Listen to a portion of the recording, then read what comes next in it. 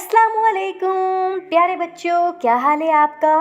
आज हम सीखेंगे कि हमें छींक आने के बाद क्या कहना चाहिए। What should we do after sneezing. Let's see. तो नन्हे मुन्ने बच्चों, जब हमें छींक आए तो हमें कहना चाहिए अल्हम्दुलिल्लाह। क्या कहना चाहिए? अल्हम्दुलिल्लाह। और जो लिसनर होगा वो कहेगा यार हमकुल्लाह, यार हमकुल्ला।